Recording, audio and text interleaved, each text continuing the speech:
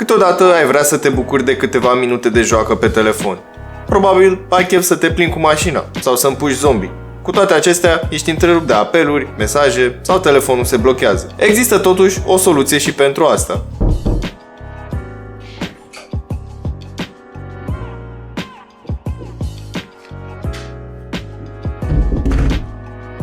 Salutare tuturor, eu sunt Dragoș de la Cel.ro, iar astăzi cred că am găsit telefonul care balansează cel mai bine designul, performanța, bateria, software-ul și așa mai departe. Ca să dau așa un mic spoiler, nu este nici cel mai arătos telefon, nu este nici cel mai urât telefon, este un telefon care păstrează o balanță pentru mine neașteptată în ceea ce privește și prețul, și calitatea, și construcția, și software-ul și așa mai departe.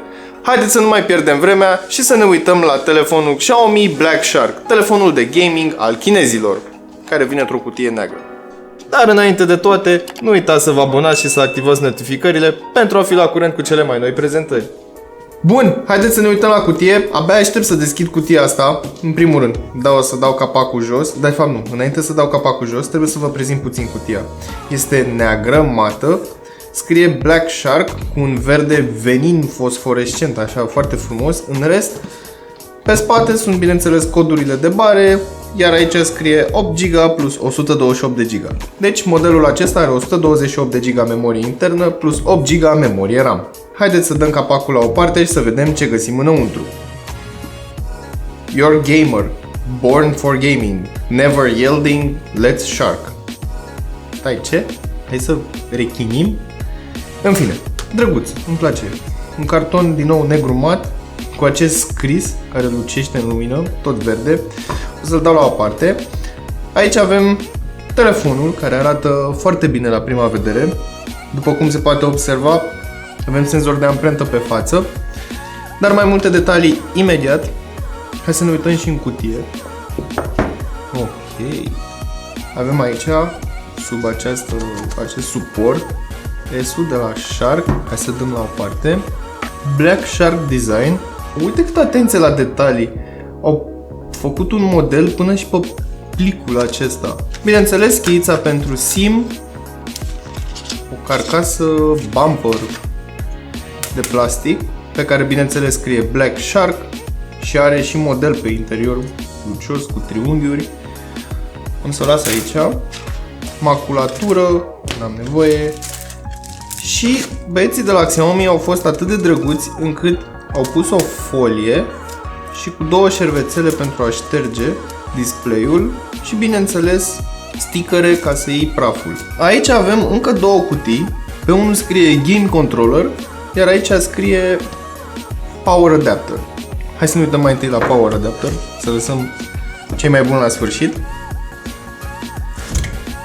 Aici avem cable case, cablu USB tip C de culoare neagră și un adaptor USB tip C la jack. Deci din păcate nu avem jack pe acest model, dar să sperăm că îi spală păcatele prin alte chestii.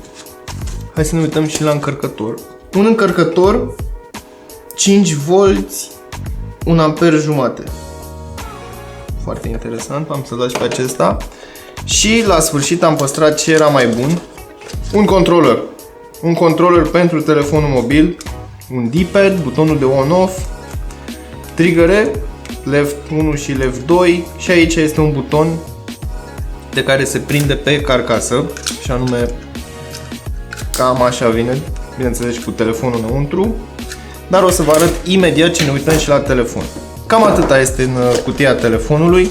Black Shark este un telefon dedicat gamingului. Designul său îl face să iasă în evidență față de competitorii lui, nu doar prin aspect, ci și prin prețul acestuia, care se învârte undeva în jurul sumei de 2400 de lei pentru varianta de 6 GB RAM cu 64 GB de stocare sau, în cazul modelului acestuia, 2600 pentru 8 GB RAM cu 128 intern. Construcția acestuia este foarte solidă, cu rama și spatele de aluminiu, iar pe față sticlă și cântărește 190 de grame. Black Shark are un display IPS Full HD Plus de 5,99 inch cu o densitate de 404 ppi și este capabil să redea 97% din spectrul de culoare DCI P3. Are o luminozitate bună, iar în lumina soarelui nu am avut probleme în a citi text, a scrie sau a da mesaje. În ciuda mărimii acestuia, telefonul este ușor de ținut în mână, având o aderență oarecum mai bună față de alte terminale. Forma acestuia și colțurile curbate aduc un plus confortului, mai ales când ții telefonul în poziție orizontală pentru a te juca. Calitatea audio este peste medie, sunetul se aude tare și clar, chiar și la volum mare. Încercat să găsim două difuzoare stereo, unul în partea de jos și unul în partea de sus, unde este de obicei difuzorul pentru apeluri. Chiar și în locuri zgomotoase, vei auzi telefonul sunând, iar calitatea sunetului în apel nu te va dezamăgi. Haideți să ne uităm și la software, să vedem ce avem înăuntru. Bineînțeles, telefonul acesta vine din fabrică cu Android Oreo, dar înainte de toate, hai să verificăm și amprenta. Se deschide destul de repede, nu este cel mai rapid, nu este nici cel mai încet, dar își face treaba destul de bine, zic eu. Cei de la Xiaomi, pe versiunea aceasta, nu au adus foarte multe modificări. Haideți să ne uităm în setări, la About Phone, Android 8.1, bineînțeles, Oreo, modelul telefonului și alte date neimportante. Haideți să ne uităm aici, unde am văzut o chestie interesantă, se numește Game Dock. Ce face acest Game Dock? În momentul în care îl pun în poziția orizontală, pot să dau un swipe pe senzorul de amprentă și mi-apar mai multe setări. O să vă arăt imediat, deoarece am și carcasa pusă pe telefon.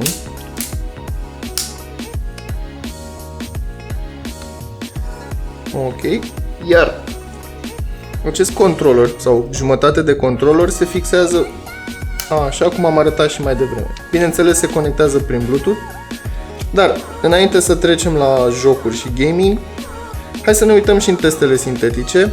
289.707 puncte în Antutu, iar în Geekbench 2455 în single core și 7236 de puncte în multicore. Cumva, telefonul acesta se aseamănă cu Mi 8, însă este o diferență la ecran. Mi 8 are Super AMOLED, acesta are IPS. Imaginea se vede extraordinar de clar, culorile sunt foarte bune și unghiurile de vizualizare excelente. Și acest telefon are Snapdragon 845 împreună cu acceleratorul grafic Adreno 630. Practic, este o bestie de telefon la un preț accesibil. Haideți să ne uităm și la partea de gaming a acestui telefon. Pentru început, aici pe laterala din stânga avem un slider care mi activează modul rechin, sau mai precis modul de gaming, dar așa îl numesc cei de la Xiaomi. Practic, când am tras de el, mi apare această interfață care este dedicată jocurilor. Nu o să mă mai deranjeze niciun apel, nicio notificare, absolut nimic. Aici am o listă cu toate jocurile instalate sau toate jocurile pe care acest program le recunoaște. Pot să dau start. Aici mi-l arată sub formă de grilă. Aici mi-arată meniul de controller. Practic trebuie să țin apăsat pe butonul acesta până pornește și apare cu albastru. În momentul acesta este conectat la telefon, iar aici pot să testez funcțiile. Aici mai avem un buton pentru statistici în care îmi spune cât timp m-am jucat, ce m-am jucat și așa mai departe. Traficul de date pe Wi-Fi sau pe mobile data, cât timp m-am jucat în fiecare zi, practic absolut orice statistici ai avea nevoie ca să știi despre activitatea ta de gaming. Am intrat în joc și ce îmi place foarte mult este că butoanele merg din start. Deci nu a trebuit să-l preconfigurez, nu a trebuit să fac absolut nimic. Se simte foarte, foarte bine în mână.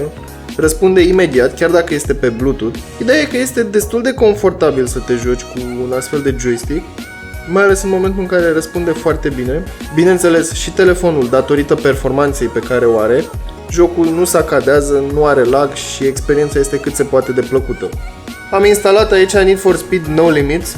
Din nou, controllerul nu are absolut nicio problemă, deși eu, unul personal, mă simt puțin ciudat să controlez cu partea din stânga mașina, însă este foarte fin controlul. Din păcate, jocul nu suportă configurarea, așadar asta e tot ce primești. Dar pe Play Store există aplicații care te lasă să modifici configurația unui controller. Cu toate acestea, fără să pui mâna pe ecran, ai o altă experiență. De ce? Pentru că nu mai ești aici cu mâinile sau nu mai ții telefonul așa ca să cotești, pur și simplu poți să-l ții simplu de margini și să te bucuri de gameplay fără a pune mâna pe ecran. Am instalat și Tekken. Controlele acestui joc sunt făcute pentru ecran, nu și pentru controlor, însă, dacă vedeți aici în stânga, dacă mișc controllerul, îmi arată cerculețul care mi indică că personajul ar putea să facă mișcare. Am ajuns aici în ring, hai să ne uităm, stânga dau, dacă țin stânga, blochează, stânga sus blochează. Oricum, experiența e foarte bună și la genul acesta de jocuri tip fighter. De ce? Pentru că pot să combin atacul, care da, este pe ecran, cu mișcarea mult mai ok a controllerului. Haideți să vorbim și puțin și despre fotografie. Acest telefon are două camere, una de 12 megapixeli, una de 20 de megapixeli. Cea de 20 de megapixeli este cea secundară și este capabilă de zoom optic 2x. Ambele au deschiderea diafragmei de 1.8. Calitatea foto, în schimb, este nici bună, nici proastă. Este decentă. Și de ce spun că este decentă? Se apropie încet de calitatea de la Mi 8, însă, probabil ei au luat decizia să nu investească timp și resurse în dezvoltarea aplicației de cameră, ci s-au axat pe dezvoltarea softului și a sistemului de operare ca să poți să te joci cât mai bine. Imaginile sunt bune, au un contrast bun, însă câteodată nivelul de detaliu nu este atât de mare, chiar dacă folosești camera de 20 de megapixeli sau camera principală. Camera din față este ceva mai slabă față de Mi 8 și este de 20 de megapixeli, însă cu f2.2. Dar vei reuși să scoți selfie-uri destul de bune, mai ales când ai lumină foarte bună sau lumină naturală. Camera de pe spate este capabilă să filmeze 4K, însă, din păcate, nu există stabilizare. Așadar, dacă vei avea niște mâini care îți tremură, probabil imaginea nu va ieși exact cum îți vei dori.